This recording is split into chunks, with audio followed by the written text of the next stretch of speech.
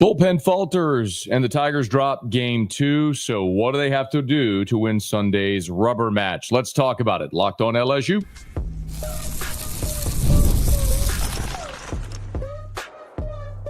You are Locked On LSU, your daily podcast on the LSU Tigers. Part of the Locked On Podcast Network, your team every day.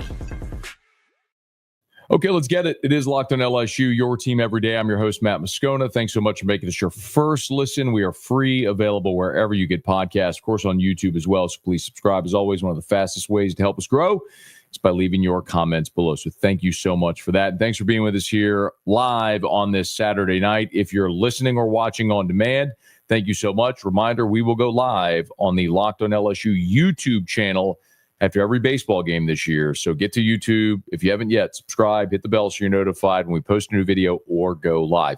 LSU drops game 2, 11-7. There's so much in this ball game that it's hard to know where to begin. So I'll just start chronologically and work my way through it. Ultimately, I think as much as the bullpen was a disappointment here in game 2, if you pull back 10,000-foot view, your objective is go on the road and win a series, and you have a chance to do that. And you're going to run Chase Shores out there on Sunday in a game 3, where for Texas, it's a bullpen day, and you've got a guy like Shores. And even though you used 9 pitchers in this ball game, let me count them up here. Einson, Ware, Schmidt, Benj, Primo, Myers, Beck, Rizzi, 8. Used 8 pitchers in this ball game. Only Einson and likely Benj would be unavailable. I don't think they'd bring Schmidt back on consecutive days, especially after the performance he had. But the other guys, should you need to go lefty with Primo, lefty with Ware, if you want to go to Myers in an instance, you can. Another lefty in Beck, you could. I'm not saying you will, but you could. Point is, you got a bunch of arms available. We'll get to game 3 here in just a second. So let's recap what happened in this ball game. So again, if you're new, thanks so much for being there. I'll remind you how this kind of works. I'll give you my take on the game. I'll grab a quick break, and then we'll come back and we'll get to all of your interactions. So please just drop your comments, your questions, all the good stuff. We'll roll through it. Let me just start, I guess, at the beginning. One of the big questions we had coming into this ball game was going to be Einson, given the fact that last week he didn't get out of the 4th inning. And we've seen him struggle at the beginning of games. Well, the opposite was true in this ball game. Einson was great. You actually had a pitcher's duel through the first 3 innings, nothing but zeros. And then after that, boy, zeros were hard to come by for both teams once you got into the bullpens. In the 4th inning, LSU just missed a really big opportunity. I actually thought, let me not miss the point. I thought Einson had a pretty massive moment in the, trying to see if it was the 2nd or the 4th. It had to be in the 2nd, where he was down 3-1 with a run. Yeah, he what's it. He lead off walk, and then he gets down 3-1 to Rodriguez, comes back, strikes out Rodriguez, strikes out Schussler, strikes out Stewart. Pretty incredible for Einson right there to have the leadoff walk, to be down 3-1, and to recover and strike out the side was pretty awesome. So some good moments there for Einson. He did end up, it was funny, if you were here last night, Hunt Palmer jumped in the chat and asked me, he said, over under 12 and a half outs for Einson, meaning would he pitch into the 5th and get an out? Well, I said over, and Einson recorded 13 outs. He went 4 1/3 in the ball game. 4 runs, just 4 hits, and they didn't really hit a ball hard off him. He struck out 6 and walked 2. The pitch count got up there a little bit, and I think in the situation there in the 4th, Jay was looking at it saying, okay, this is the time to go match up after or in the 5th, after they had started to get to him a little bit. LSU's 2 runs in the 4th, it felt like that was a massive missed opportunity. Jones singles, Dickinson doubles, Fry reaches on the throwing error. They hit the ground ball out of 3rd. It's a throwing error. So you get the bases loaded for Milam, and he walks on 4 pitches. Milam walks on 4 pitches. You got to run home, bases loaded, nobody out, and Pearson strikes out on 3 pitches. They went from a 4-pitch walk to a 3-pitch strikeout.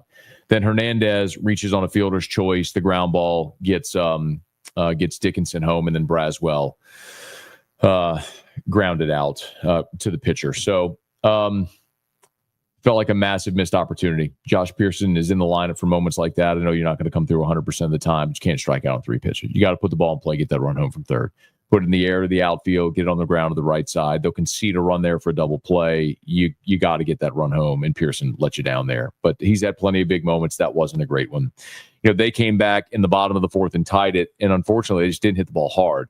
Ballou flied out to right, then Flores singled to left, Galvan singled through the left side, and then Rodriguez singled to center, and none of those balls were hit hard. And one of the things, I know I'm already looking at some of your comments, and I agree with you, it's the first one. It's from Yellow Jacket 70. Jay keeps saying Monaco is the best at placing defense, but they're constantly always seeming to be out of position. I don't know, Yellow Jacket, honestly, if it's just one of those things where if you don't like the defensive positioning, you look for confirmation bias, meaning you wait for it not to work and you point it out and you ignore how many times it does work. So I don't know. I don't have that answer, but I agree with you. Look, in the 8th inning, in the bottom of the 8th, the 2 RBI single, which blew the game open, that if Dickinson is playing traditional second base, that's a double play ball. You're back in the dugout 9-7 with Jones and Dickinson coming up. I'm not saying your odds are really good, but with Dickinson playing behind second base and that ball gets through the right field, 2 runs come home and the game's over. It's 11-7, the game's over. I tend to agree. I think when our forefathers created baseball, they put the 9 positions on the field because that's where the ball is most likely to be hit. And I do think there's times where we get too buried into analytics.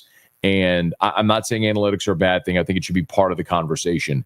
But there are times where we get buried too much into analytics and it bites you in the behind. And I do think we see that a lot. Anyway, back to the point here. So, the game was just getting cranked up there. They respond with the 2 runs. You come back. I thought this was so big to come back with the 3 spot in the 5th. Stanfield walked. Curiel was hit by a pitch, and then Jones doubled like he's done so many times, man.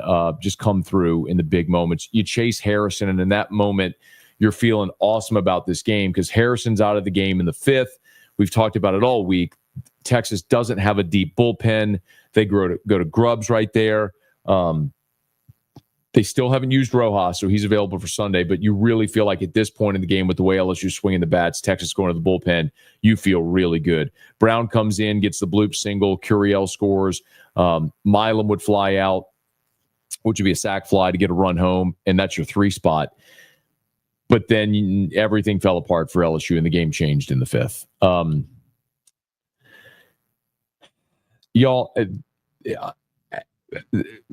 They went walk, strikeout, single, and then Ware comes in for Einstein, and that's when Jay went matchup to go lefty-lefty. Jay said something in the championship season that early in the championship season that was right. And he was talking about Thatcher Hurd. And he said, for this team to get where we want to go, Thatcher Hurd is going to have to pitch big moments in big innings. And that was prophetic because Hurd ended up doing that throughout the postseason, the Super Regional, and certainly in Omaha as well. He's on the bump for the championship game. I'm going to say the same thing about Connor Ware because after Cade Anderson, you don't have a left-handed pitcher you can rely on. With all respect to DJ Primo, I don't know that that's the overpowering guy that you're going to count on. You need someone, a left-handed arm out of the bullpen that you can trust that's going to go slam the door.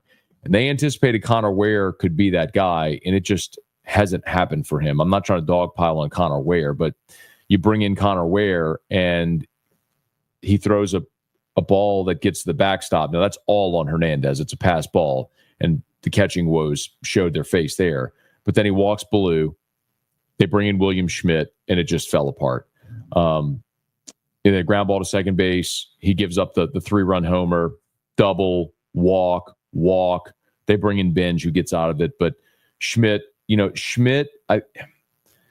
this was part of the problem for the bullpen for the day entirely. Y'all, LSU walked 7 hitters and struck out 7. Ware walked the only batter he faced. Schmidt walked 2 in a third of an inning.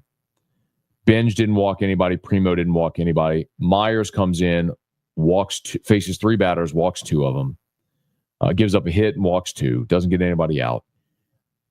It's the biggest concern on this team. It's great to have a bunch of dudes that throw 95, but if they can't command it, it doesn't matter if they throw 95, because dudes will sit there with the bat on their shoulder and watch pitches go to the backstop and out of the zone all day long.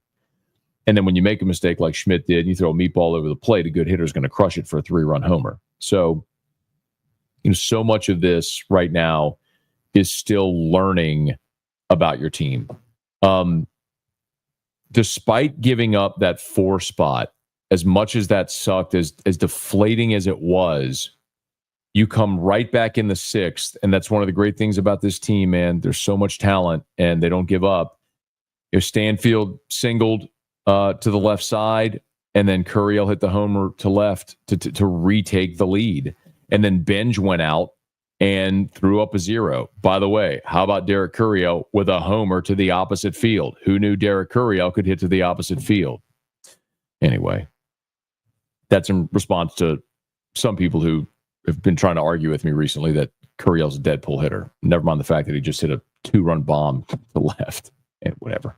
And I looked at the spray chart and showed you he hits the ball over the field. But anyway, you take the lead, which was great, and then you didn't score again. Unfortunately, the bullpen couldn't hold it, giving up 2 in the 7th and then the 3 spot in the 8th. So Tigers fall 11-7. It's miserable because you feel like if your bullpen could have held the rope, you handed the ball to your bullpen with a lead twice, and twice your bullpen blew the lead. So that's the most disappointing thing, is that you had a chance to win this ball game and your bullpen blew it, point blank. Going on the road, scoring 7 runs on 9 hits should be enough. And it wasn't, because your bullpen gave up the lead twice. So now you got to regroup. Again, the good news about this game, not this game, but the good news about the circumstance is you go into game 3 with your number 3 starter who throws 100, and they go into it with a bullpen day. Jason Flores started for them last week in the game 3 against Mississippi State. The one caveat to remind you is they ended up playing a 7-inning doubleheader on that final day. So Flores only went 3 2/3. He gave up 1 run on 2 hits, struck out 2, walked 2, didn't go deep. But Grubbs came in after that. The guy who threw 60. Grubbs, the reliever tonight, who gave up the homer to Curiel, but that was it. He threw 70 pitches tonight, went 3 2/3. So Grubbs is done. So when you look at Texas right now, they'll very likely throw Flores to start. But after that, Rojas is their best arm available out of the pen. I don't know that they're going to expect Flores to get him deeper than the 4th inning, and I don't know that Rojas can finish the game. So just on numbers, you have an advantage if you throw strikes. Can LSU staff consistently throw strikes? I don't know the answer to that. I fear I do know the answer to that, and it's not good. So, we were sitting there, me, Musso, and Terrio on Friday on AFR. We were going around giving our keys to the series, and mine was pretty simple. You got to throw strikes. And I know that's cliche and obvious, but it's true. LSU pitching staff is near the top of the SEC in strikeouts, the bottom of the SEC in walks. You've got the arm talent to be really good if you can throw it over the plate. That's been a giant struggle. So they'll have to find guys that can do that in game 3, see if we can get the bats going as well. Game 3 is probably going to be a very long game. Saw 8 pitchers for LSU. You're probably going to see a little bit of a revolving door for both teams on Sunday trying to get through a game 3. Okay, let me knock out this one quick break. We'll come back and I'll get to your questions. 2:27 watching live on a Saturday night. God bless y'all. At 10:02 on a Saturday night. But say it all the time. So it makes LSU baseball truly special. So thank y'all for being here. Smash the like button, subscribe to the channel, hit the bell so you're notified whenever we post a new video or go live. Quick break. When I come back, it's your questions and comments, so please fire away. It is Locked on LSU, your team every day. We are all about the stats because numbers don't lie. And when it comes to the all-new Nissan Armada Pro-4X, the numbers are on an MVP level. With the ability to tow up to 8,500 pounds, it can quite literally carry the whole team, plus the gear, wherever you need to go. It's powered by a twin-turbo V6 engine, delivering the strength and performance to handle highways, back roads, and everything in between. And with room for up to 8 people, the Armada Pro-4X is built for big crews, big adventures, and even bigger memories. Whether you're exploring off-road trails or rolling up to the arena, the Armada Pro-4X brings power, versatility, and style wherever you go. Take your adventures to new heights in the all-new Nissan Armada Pro-4X. Learn more at nissanusa.com. Today's show is also brought to you by 5 Hour Energy. Of course, daylight savings time snuck up on us again. If you're feeling that lost hour of sleep, 5 Hour Energy has your back. The extra sunshine means more time for fun, but sometimes you need a little boost to power through. Whether you're staying up late to watch the NCAA tournament or LSU baseball, if you're squeezing in a round of golf after work or just trying to keep up with your busy day, 5 Hour Energy gives you that quick, refreshing pick-me-up whenever you need it. Of course, it's on-the-go convenience. If you're at a game, if you're traveling, or like I do before I do a 3-hour radio show every day, 5 Hour Energy is easy to grab, keep you feel refreshed. So head to 5hourenergy.com. Find more than 15 flavors to choose from, including watermelon, blue raspberry, and peach mango. You can even build your own 12-pack or 24-pack and have it delivered right to your door. If you need one now, grab a 5 Hour Energy shot at your local grocery or convenience store. They're everywhere. So stock up today and stay energized with 5 Hour Energy.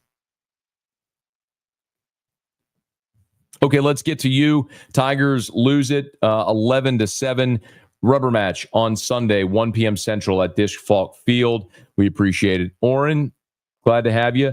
David, I said it when you went live for 30 seconds. I'll say it again. Atrocious bullpen. So if you missed it, we went live, we froze, so I had to restart the whole thing. Atrocious bullpen. Hopefully tomorrow's better than today. The pen knows how to throw strikes. It is the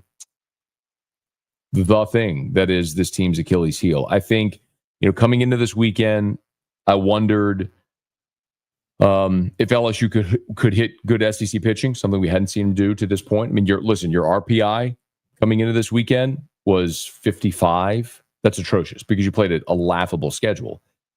So great. You hit Purdue, Fort Wayne, and Omaha. And could you do it against Texas on the road? Well, they've done it. LSU's done a really masterful job hitting 1 through 9. I think they've been very good. The jury is out on if these pitchers can mature and throw strikes. How do we look tomorrow after that game? Yeah, so the one thing that might change, I think, is remember for these 2 days with Texas starting a lefty both games, Ethan Fry DH'd, Braswell played third.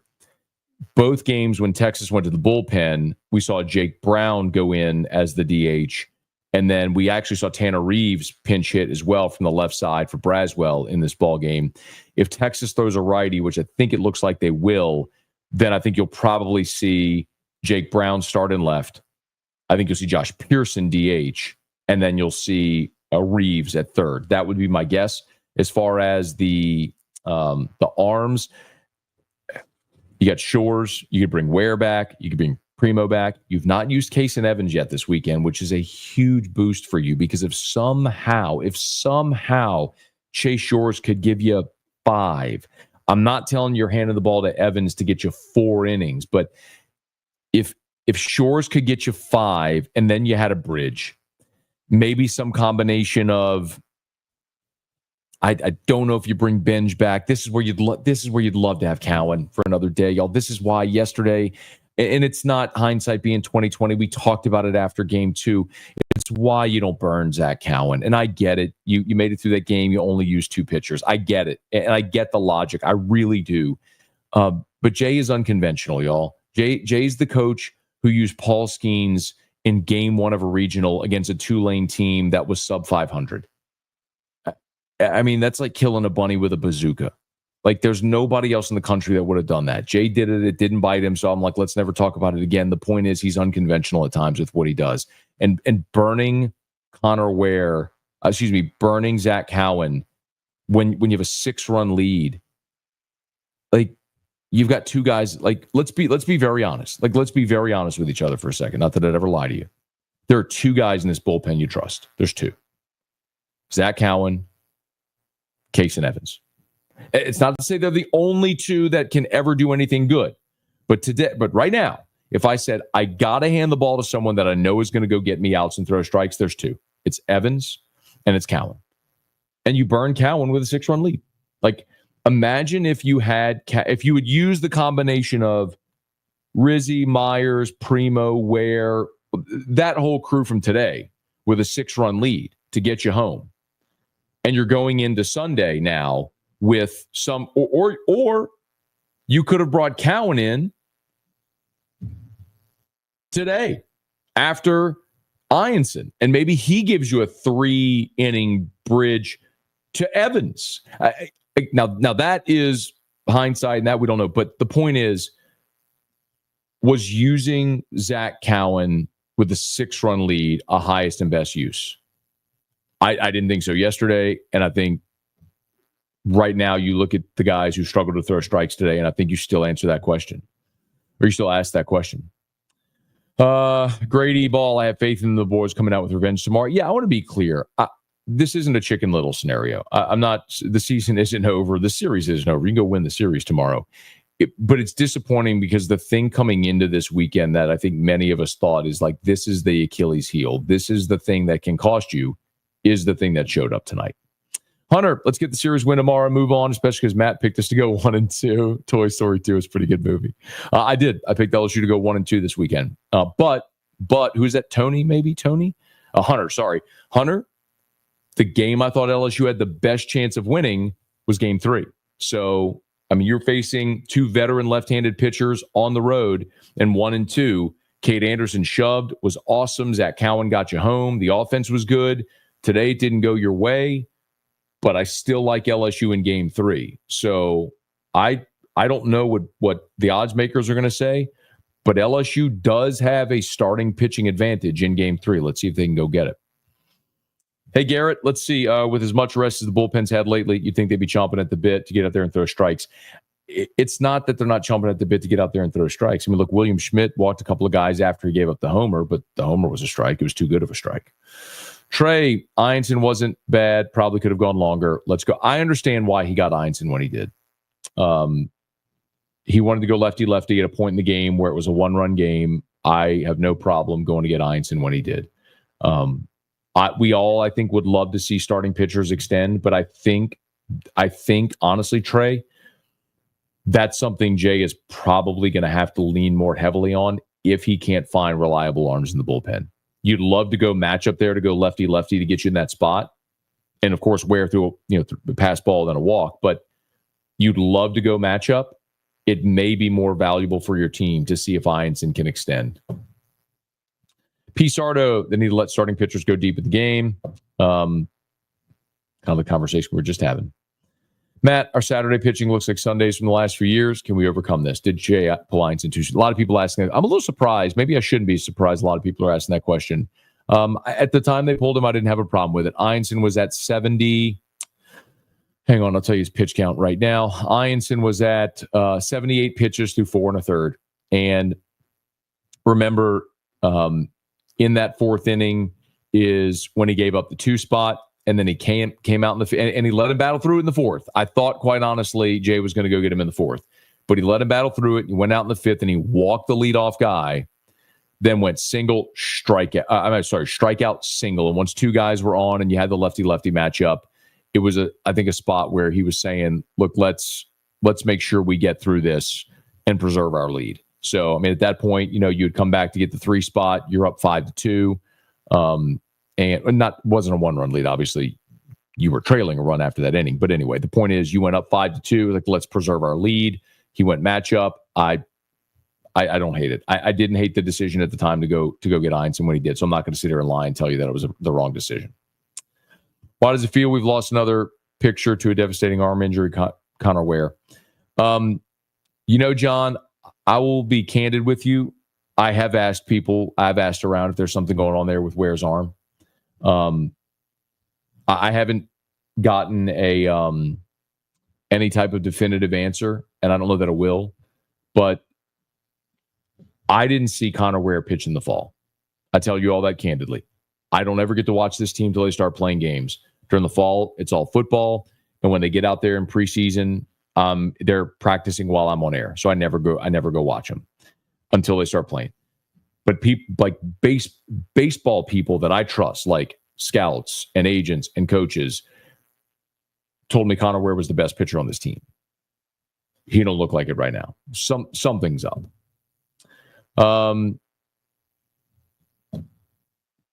NIL young boy, aside from pitching, can we please put Brown in right field? Y'all know my feeling on that. I think Brown needs to be in your lineup every single day. He, by the way, I mean, I'm not trying to dogpile on Josh Pearson. This didn't kill you, but I mean, Josh Pearson had a 2-base error in the 8th. Like, it was a single, and he literally kicked the ball toward the line, and what should have been a single ends up being runner at third, who of course would come home and score. So, Jake Brown's your best right fielder. He's also your best hitter. In that spot, among the three, Jake Brown needs to be in the lineup every day. If you want to go lefty righty with Pearson, Fry, DH, knock yourself out. I'm going to continue to bang this drum. Brown needs to be in the lineup every single day. Hey, Thomas. Ryan, why put a freshman in that spot? He's one of your best arms. Go to him. I have no problem with it. Brian Schmidt was not good tonight. Brant, does LSU have an advantage in pitching tomorrow? Depth of arms and quality arms? Yes.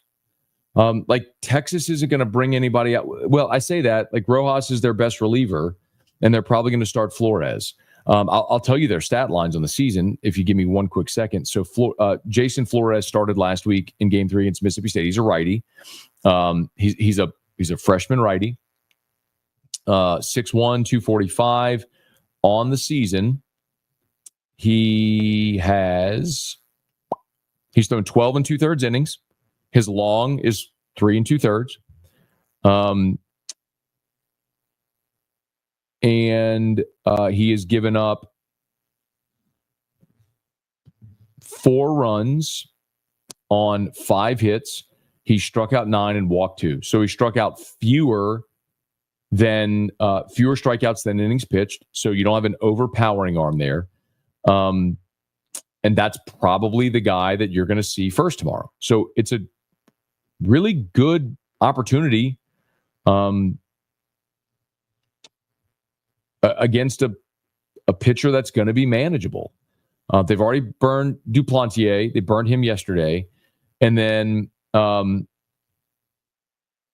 Rojas or Riojas, I'm not sure. His name's Ruger Riojas, is the other guy who's, was all, Southland last year, from UTSA, transferred in, and he's one of their better arms out of the bullpen. So he's thrown 20 1/3 innings pitched. He's got 20 strikeouts and 20 1/3 innings pitched. He's walked just 5. So that's a guy that you're probably going to see. His long outing of the season so far was 4 innings against UTSA. So, I'm sorry, he went 4 2/3 against Santa Clara. So that's a guy that can extend. I mean, they're going to try to put it together with Flores and Riojas. We'll see if they do. But quality and depth of arm talent, LSU's got more, but if they don't throw strikes, does it really matter? Hey, Ryan, watching the bullpen implode after Einstein gave you a good outing was disappointing. Absolutely. This team needed a loss like this. They need to know it's hard to win every game, especially in the SEC. Hopefully the bullpen can improve.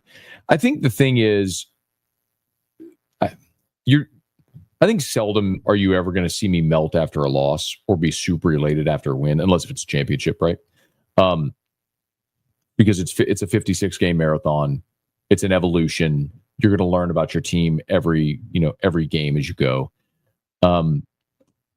If you rewind the clock 2 weeks, Jay was telling us about how great Cade Arambidi was doing, and now Cade Arambidi only plays in the midweek because Hernandez is your best option. Like, I think Arambidi is going to be awesome. He's got a super high ceiling. He's going to be phenomenal at LSU. It's just not ready yet, and that may be ultimately where William Schmidt lands as well. Look, I mean, in the preseason last year, we thought Cade Anderson was awesome in the pre-conference, and then you got into conference play and he had an ERA against SEC hitters of 27. So he just wasn't ready. boy, he looks ready now, doesn't he? Maybe it's just some maturity, some fine tuning, a tick up in velo, just a smidge. All that stuff can happen and come along. Let me get down to the bottom here and see if we can get a couple more in before we wrap this thing up. Please smash the like button if you would. Subscribe to the channel if you haven't done that yet. Please hit the bell so you're notified whenever we post a new video. Seth Schmidt's experiencing the SEC for the first time. He'll be better more time out. I hope that he's better each time out. It may be a thing where he's just not ready to get SEC hitters out yet this year. We'll see, though. Jared Roach, let's see. I have no problem with the offense tonight. LSU's offense scored 7 runs on 9 hits. They were efficient. The one big disappointment was in the second inning when you loaded the bases with I'm sorry, in the fourth. You loaded the bases with nobody out, and Pearson struck out on 3 pitches. You loaded the bases with nobody out. Milam walked with the bases loaded. You're up 1-0. Bases loaded. Josh Pearson. You got to put the ball in play. Fly ball to the outfield, gets a run home. Ground ball really anywhere, because they'll at that point they'll trade a run for a double play. You got to put the ball in play and get that run home, and he didn't. So other than that, I thought LSU's offense was plenty good enough. Curiel hitting the opposite field homer was awesome. Most nights in the SEC, 7 should be enough to win for you, and it wasn't tonight. Okay, couple of more. Shane, any news when Guidry will be back? No news. Again, some of y'all have dropped in the comments here over games some conspiracy theories. You can choose to believe me or not. I really don't care. It's a back injury. I have been told to a degree about the severity of it, but it's singularly sore, so I'm not comfortable saying what it is. I would love to see him come back sooner than later, because to have a guy you can hand the ball to and will go through strikes would be a luxury that this team needs right now. B Rich, he keeps bringing Benj in crazy spots, gives up a lot of soft hits. I feel it could be important late in the year. Well, those are leverage spots, man. And that's what good relievers do. When there's one on, or there's a runner on third and there's one out, and you got to go get the guy at the plate to either ground ball to the infield, to look the runner back to third, which happened tonight, by the way. Get a strikeout, like when you need that in leverage spots to limit the damage. Like, there's pitchers who you need to be able to count on in those roles, and he likes Benj a lot. He likes Cowan. He likes Case and Evans. Darren, do we have a pitchable? Who do we have beyond Shores? So, yeah, in Shores, Ware could come back. He only threw 5 pitches in this ball game. Primo could come back. Certainly, Primo threw 15 in the ball game tonight. He could absolutely come back. Myers only threw 13 pitches. You could throw him again. Rizzi threw 11 pitches. You could throw him again. Case and Evans hasn't thrown yet. A Benj would be the one that I'm a little leery on. He threw 36 pitches in an inning and 2/3. I don't know if they'd go back to him after throwing 36. That's right on the border of where you'd go back to a guy for a second consecutive day. But he is rested. So you've got enough arms. The question is, do you have enough arms that you trust to go through strikes? And right now, I'd say Shores and then Evans is kind of it, and everyone else, you're holding your breath, hoping that it works out. Rocky, Matt, I count 2 pitchers we can rely on in the bullpen. Can you name a third? It's kind of been my point, Rocky. If you missed it when we said it a bit ago, and I'm not trying to sound redundant for those who heard it a bit ago, but for those just joining us, it's why I didn't like burning Zach Cowan in game 1. I understand the logic for doing it, because you get through game 1 with a win and you've only used 2 pitchers. And that's great if you have a bunch of guys you can rely on to throw strikes. When there's 2 guys you rely on, Evans and Cowan, burning Cowan with a 6-run lead, I don't love. Look, if it was 4 and 1 swing of the bat could tie the game, then I'm with it.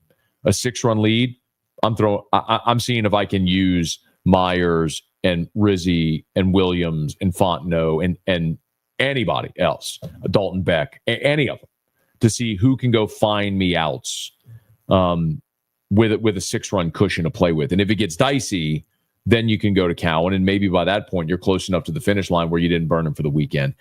Listen, I understand the logic. I do. I understand what Jay was doing using him. I just happen to disagree. And you're going to laugh at me and say, well, you're not the coach. And you're right. I'm not. He's won a national championship. He's been in Omaha. He's awesome.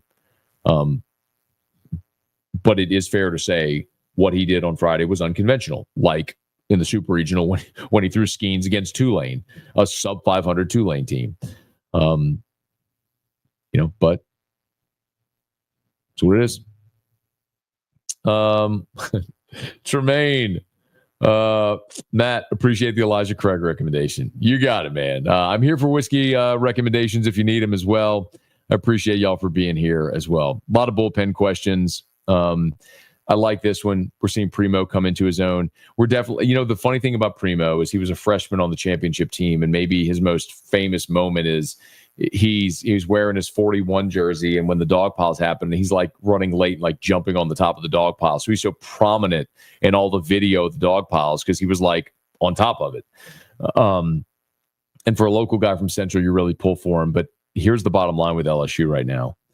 After Cade Anderson, you don't have lefties that you can count on. And you thought Connor Ware would be that, and it hasn't happened. Primo has certainly emerged to be the lefty that you count on most, but you need Connor Ware to step up big.